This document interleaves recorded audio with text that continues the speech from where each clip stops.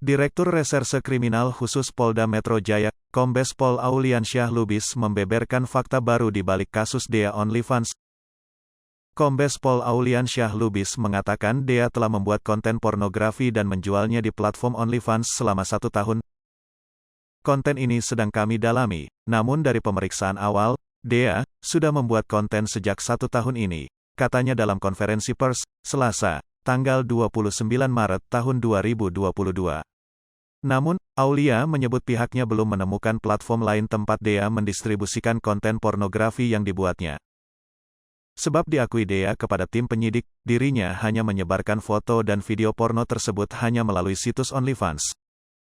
Selain itu, Dea dapat meraup keuntungan dari foto dan video yang dijajakannya sebesar Rp20 juga per bulannya. Dan penghasilannya dalam 1 bulan lebih kurang Rp15 juta sampai Rp20 juta, ucap Kombes Pol Auliansyah. Lebih lanjut, pihaknya bakal memanggil teman yang turut ikut menjadi model dalam video yang ia jajakan.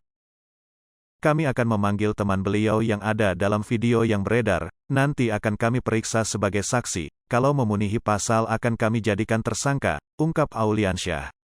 Sekedar informasi, Polda Metro Jaya menangkap Dea OnlyFans di Malang, Jawa Timur pada Kamis, tanggal 24 Maret tahun 2022, malam. Dea diamankan terkait dugaan pornografi terkait konten-kontennya di platform OnlyFans. Dia baru saja viral setelah jadi bintang tamu di podcast Deddy Corbuzier. Dea OnlyFans dikenal sebagai konten kreator yang fokus mengunggah foto topless dan seksi untuk diperdagangkan lewat platform OnlyFans. Ia juga kerap mempromosikan akun OnlyFans miliknya dengan mengunggah foto-foto seksinya itu melalui Twitter. Meskipun begitu, polisi tak melakukan penahanan terhadap Dea OnlyFans. Tidak ditahan.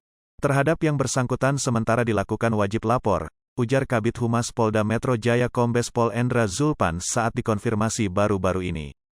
Ada beberapa pertimbangan yang menyebabkan penyidik memutuskan Dea OnlyFans menjalani wajib lapor. Salah satunya ialah adanya permintaan dan jaminan dari keluarga jika Dea bakal kooperatif selama proses hukum berjalan. Ya, karena ada permohonan dari keluarga, dia masih mahasiswi mau menyelesaikan kuliahnya, kata Zulpan. Adapun Dea OnlyFans telah menjalani wajib lapor di Polda Metro Jaya pada Senin, tanggal 28 Maret tahun 2022. Hai pemirsa Sri Popo TV, jangan lupa komen, like, dan subscribe, serta tonton terus berita-berita terupdate lainnya ya.